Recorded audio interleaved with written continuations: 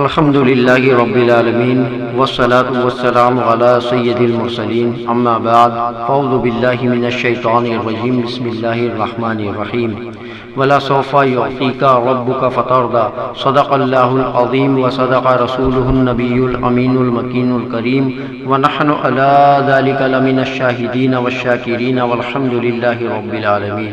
معزز سامعین کرام، السلام علیکم ورحمۃ اللہ وبرکاتہ۔ برادران اسلام، ہر وائز خطبہ مسنونہ کے بعد کسی نہ کسی آیت کریمہ یا حدیث پاک کو اپنا عنوان سخن بنایا کرتا ہے۔ اسی قانون اور ضابطے کے تحت میں نے بھی قرآن مقدسہ کی مشہور و معروف آیت کریمہ کی تلاوت کرنے کا شرف حاصل کیا ہے اور اسی کو اپنا عنوان سخن بنایا ہے۔ چمنستان رضوی کے مہکتے پھولوں، شمع رسالت کے پروانوں، حیدر قرار کے شیدائیوں، غوث اعظم کے عقیدت مندوں، غریب نواز کے فدائیوں، مرکز اہل سنت فاضل بریلوی کے متوالوں، آئیے آیت مذکورہ پر روشنی ڈالنے سے پہلے آپ اور ہم مل کر سبز گنبد میں آرام فرمانے والے آقا امام المرسلین، شفیع المذنبین، طٰہٰ و یاسین، سیاہ لامکا، مالک و انس و جاں، سید ابرار و اخیار، شہنشاہ ذی وقار، کائنات کے اولین و فصل و بہار، رسول اعظم محمد مجتبیٰ محمد مصطفیٰ صلی اللہ علیہ وآلہ وسلم کے دربار گوہر بار میں نہایت ہی عقیدت و محبت کے ساتھ درود و شریف کا نذرانہ پیش فرمانے کی سعادت حاصل کریں۔ اللہم صلی علی سیدنا و مولانا محمد وعلی آل سیدنا و مولانا محمد معادن الجود والکرم وآلہ و اصحابہ وبارک وسلم۔ الصلاۃ والسلام علیک یا رسول اللہ صلی اللہ تعالی علیہ وآلہ وسلم۔ فرش والے تیری شوکت کا علو کیا جانے، فرش والے تیری شوکت کا علو کیا جانے، خوش روا عرش پہ اڑتا ہے فریرا تیرا، خوش روا عرش پہ اڑتا ہے فریرا تیرا۔ اور میں تو مالک ہی کہوں گا کہ ہو مالک کے حبیب، میں تو مالک ہی کہوں گا کہ ہو مالک کے حبیب، یعنی محبوب و محب نہیں میرا تیرا۔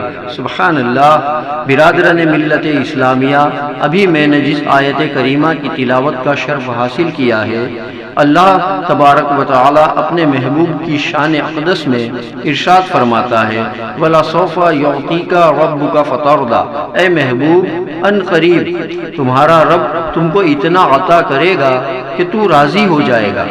آپ تاریخ پڑھیے تو معلوم ہوگا کہ آدم علیہ السلام دنیا میں تشریف لائے تو دل میں یہی ارمان رہا کہ اللہ تبارک و تعالی مجھ سے راضی ہو جائے۔ نوح علیہ السلام دنیا میں تشریف لائے تو دل میں یہی خواہش رہی کہ اللہ رب العزت مجھ سے راضی ہو جائے۔ نوح علیہ السلام دنیا میں تشریف لائے تو دل میں یہی خواہش رہی کہ اللہ رب العزت مجھ سے راضی ہو جائے۔ حضرت ابراہیم علیہ السلام دنیا میں تشریف لائے تو دل میں یہی ارمان مچلتا رہا کہ اللہ رب العزت مجھ سے راضی ہو جائے۔ حضرت موسیٰ علیہ السلام اس دنیا میں تشریف لائے تو دل میں یہی شوق موجزن رہا کہ اللہ رب العزت مجھ سے راضی ہو جائے۔ حضرت عیسیٰ علیہ السلام دنیا میں تشریف لائے تو دل میں یہی تمنا رہی کہ اللہ تبارک و تعالی مجھ سے راضی ہو جائے۔ دنیا میں جتنے اولیاء اللہ ہیں سبھی اللہ تبارک و تعالی کی رضا چاہتے ہیں۔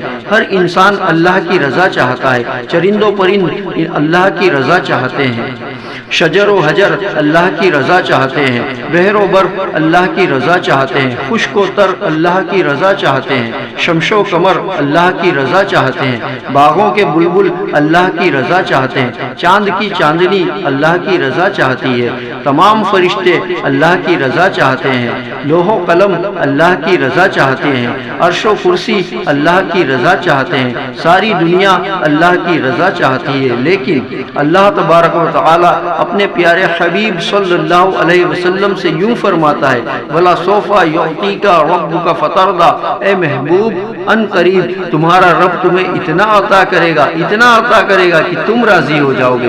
اسی طرف اشارہ کرتے ہوئے میرے امام یوں عرض کرتے ہیں کہ دو عالم خدا کی رضا چاہتے ہیں، دو عالم خدا کی رضا چاہتے ہیں اور خدا چاہتا ہے رضائے محمد۔ سبحان اللہ۔ اللہ تبارک و تعالی نے ہر ایک نبی کو معراج عطا کی۔ آدم علیہ السلام کو معراج نصیب ہوئی تو اسی دھرتی پر، نوح علیہ السلام کو معراج ہوئی تو اسی دھرتی پر، ابراہیم علیہ السلام کو معراج نصیب ہوئی تو اسی دھرتی پر، اسماعیل علیہ السلام کو معراج نصیب ہوئی تو اسی دھرتی پر، موسیٰ علیہ السلام کو معراج نصیب ہوئی تو اسی دھرتی پر، داؤد علیہ السلام کو معراج نصیب ہوئی تو اسی دھرتی پر۔ جب اللہ تبارک و تعالیٰ نے اپنے پیارے حبیب صلی اللہ علیہ وآلہ وسلم کو معراج عطا کیا تو مکہ کی گلیوں میں نہیں، مدینے کی گلیوں میں نہیں، عرب کی سرزمین میں نہیں، کسی دار گیتی میں نہیں، غار ہیرا میں نہیں، طائف کے بازار میں نہیں، خانہ کعبہ میں نہیں، بیت المقدس میں نہیں، بلکہ آسمان سے آگے، سدرہ سے آگے، لوح و قلم سے آگے، قوس و قزح سے آگے، کعبہ قوسین سے آگے، مکہ سے آگے، لا مکہ سے آگے، یوں کہیے کہ آگے سے بھی آگے بلا کر معراج سے نوازا۔ محترم سامعین اکرام، اللہ تبارک و تعالیٰ نے اپنے پیارے حبیب صلی اللہ علیہ وسلم کو وہ عظمتیں عطا کی کہ آج تک کسی کو مل نہیں سکی، نہ کسی کو مل سکتی ہیں۔ موسیٰ علیہ السلام کو جب اللہ تبارک و تعالیٰ نے توریت عطا کی تو کوہ طور پر بلا کر عطا کی، لیکن حضور علیہ السلام کو قرآن دینا ہوا تو کسی ایک جگہ بلا کر قرآن عطا نہیں کیا۔ اگر غار ہیرا میں ہے تو جبریل قرآن وہیں لے کر حاضر ہو رہے ہیں، اگر مکہ کی گلیوں میں ہے تو جبریل قرآن لے کر وہیں حاضر ہو رہے ہیں، اگر مسجد نبوی میں ہے تو جبریل قرآن لے کر وہیں حاضر ہو رہے ہیں، اگر غزوہ میں ہے تو جبریل قرآن لے کر وہیں آ رہے ہیں، اگر آپ خدیجۃ الکبریٰ رضی اللہ تعالی عنہا کے بستر اقدس میں آرام فرما رہے ہیں تو جبریل قرآن لے کر وہیں تشریف لا رہے ہیں۔ یہ ہے عظمت مصطفیٰ، جہاں محبوب ہوتے ہیں قرآن وہیں بھیجا جا رہا ہے۔ موسیٰ علیہ السلام نے جب اللہ تبارک و تعالیٰ سے عرض کیا، یا اللہ تو مجھے اپنا جلوہ دکھا، اللہ تعالیٰ نے فرمایا لن ترانی، اے موسیٰ تم مجھے دیکھ نہیں سکتے۔ جب موسیٰ علیہ السلام اصرار کیے تو اللہ تبارک و تعالیٰ نے ایک ہلکی سی جھلک کوہ طور پر ڈالی۔ موسیٰ علیہ السلام تاب نہ لا کر بے ہوش ہو گئے۔ اب آئیے بارگاہ مصطفیٰ صلی اللہ علیہ وآلہ وسلم میں کہ اللہ تبارک و تعالیٰ اپنا جلوہ دکھانے کے لیے اپنے پاس بلاتا ہے اور قریب سے قریب تر ہونے کے لیے کہتا ہے، اے میرے حبیب میرے قریب ہو جاؤ۔ وہاں موسیٰ علیہ السلام ایک جھلک برداشت نہ کر سکے، بے ہوش ہو گئے، اور یہاں سراپا ذات اقدس دیکھنے کے باوجود آنکھیں نہیں چوندھیا رہی ہیں۔ اسی لیے تو اعلیٰ حضرت فاضل بریلوی رضی اللہ تعالی عنہ لکھتے ہیں، تبارک اللہ شان تیری، تبارک اللہ شان تیری، تجھی کو زیبا ہے بے نیازی، تبارک اللہ شان تیری، تجھی کو زیبا ہے بے نیازی، کہیں تو وہ جوش لن ترانی، کہیں تو وہ جوش لن ترانی، کہیں تقاضے وصال کے ہیں۔ سبحان اللہ، سبحان رسول کو بشر کہنا کفار کی عادت ہے۔ رسول کو بشر ابو جہل نے کہا، رسول کو بشر ابو لہب نے کہا، فی زمانہ رسول کو بشر عبد الوہاب نجدی نے کہا، رسول کو بشر اشرف علی تھانوی نے کہا، رسول کو بشر اسماعیل دہلوی نے کہا، رسول کو بشر رشید احمد گنگوہی نے کہا۔ کان کھول کر سن لیجئے، جس نے بھی رسول کو اپنی طرح کہا وہ اندھا ہے، جس نے رسول کو اپنی طرح کہا اس کی عقل مفلوج ہو چکی ہے۔ رسول بشر ہیں اور ضرور ہیں، لیکن عام بشر نہیں بلکہ افضل البشر ہیں۔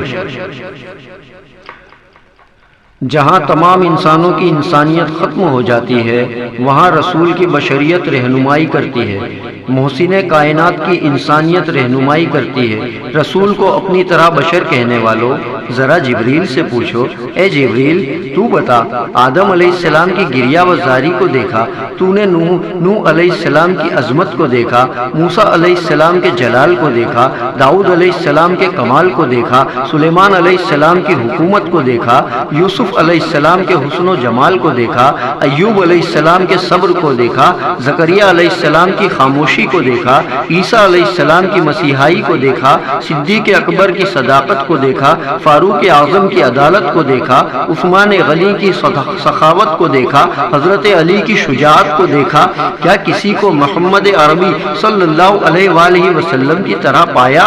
تو جبریل علیہ السلام اس طرح عرض گزار ہوتے ہیں: یہی بولے سدرہ والے، یہی بولے سدرہ والے، چمنے جہاں کے تھالے، یہی بولے سدرہ والے، چمنے جہاں کے تھالے، سبھی میں نے چھان ڈالے، تیرے پائے کا نہ پایا، تجھے حمد ہے خدایا، تجھے حمد ہے خدایا۔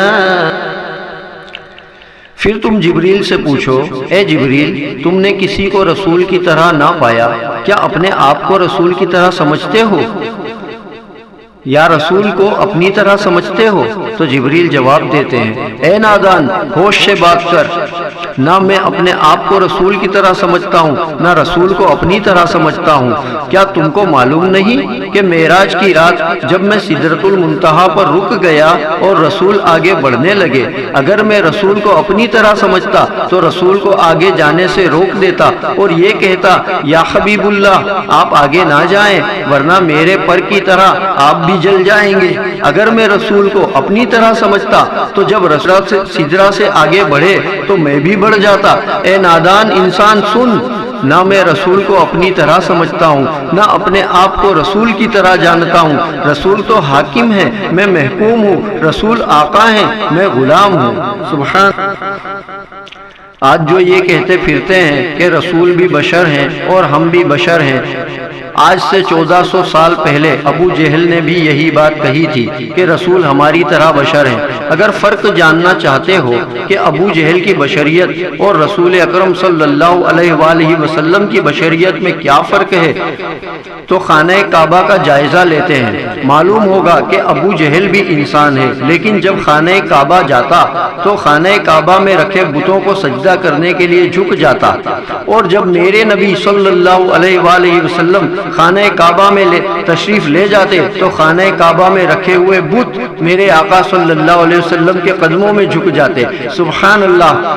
اس فرق کو اندھے وہابی دیوبندی نہیں سمجھ پا رہے ہیں۔ آپ غور کیجئے تو نبی کی بشریت میں بے شمار حکمتیں نظر آئیں گی۔ آپ تاریخ پڑھیے تو معلوم ہوگا کہ عیسیٰ علیہ السلام سے 2 معجزے دیکھے، ایک بغیر باپ کے پیدا ہونا اور دوسرا مردوں میں جان ڈالنا اور بیماروں کو شفا دینا۔ تو عیسیٰ علیہ السلام کو ابن اللہ کہنے لگے، خدا کا بیٹا کہہ کر پکارنے لگے۔ یہودیوں نے حضرت عزیر علیہ السلام سے صرف ایک معجزہ دیکھا تو خدا کا بیٹا کہنے لگے۔ ہمارے نبی نے ہزاروں معجزے دکھائے، باطلوں نے طرح طرح کے معجزے دیکھے۔ چاند 2 ٹکڑا ہو گیا، اشارے سے ڈوبا ہوا سورج لوٹ آیا، حکم سے بادل آ کر برسا اور اشارہ پا کر پھٹ گیا، حضور کے حکم اڑ گئے، کنکریوں نے کلمہ شہادت پڑا، تھوڑے سے کھانے سے لشکر کا پیٹ بھر گیا، انگلیوں سے پانی کے چشمے جاری ہوئے، اشارے سے مردہ زندہ ہوئے، بے شمار معجزات کا ظہور ہوا۔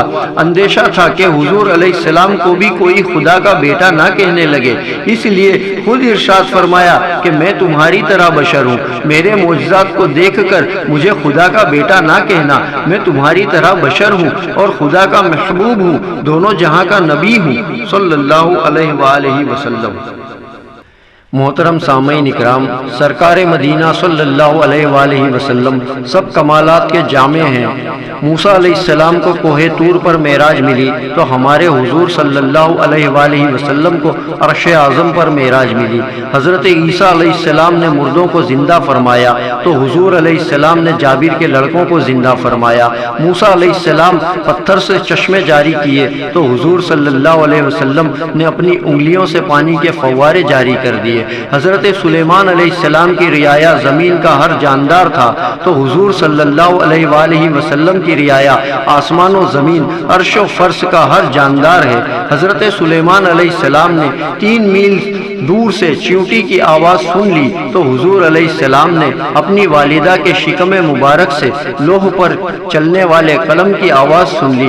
حضرت ابراہیم علیہ السلام کو دنیا کی آگ جلا نہ سکی تو حضور علیہ السلام پر درود پڑھنے والی مچھلی کو دنیا کی آگ جلا نہ سکی۔ یوسف علیہ السلام کے حسن پر صرف مصر کی عورتیں فدا تھیں، اور ہمارے حضور صلی اللہ علیہ وآلہ وسلم کے حسن پر 2 جہاں فدا ہیں۔ تمام نبیوں کو الگ الگ جو معجزات عطا ہوئے، ہمارے حضور صلی اللہ علیہ وآلہ وسلم کو تنخواہ ملے۔ ہمارے نبی صلی اللہ علیہ وآلہ وسلم کے کمالات اگر بیان کیے جائیں تو وقت ختم ہو جائے گا، کیونکہ قرآن خود میرے آقا صلی اللہ علیہ وسلم کی شان بیان کرتا ہے، تو ہمارے جیسے گناہگار ناچیز کیا بیان کریں گے ہمارے آقا صلی اللہ علیہ وآلہ وسلم کی شان۔ میرے کہنے سننے میں اگر کوئی غلطی ہوئی ہو تو اللہ رب العزت مجھے معاف فرمائے۔ سبحان اللہ و بحمدہ، سبحان اللہ العظیم و بحمدہ، استغفر اللہ۔ اگر آپ کو یہ بیان اچھا لگا ہو تو پلیز میرے چینل کو سبسکرائب کیجئے اور لائک کیجئے اور کمنٹ کر کے بتائیے کہ آپ کو یہ تقریر کیسی لگی۔ السلام علیکم ورحمۃ اللہ وبرکاتہ۔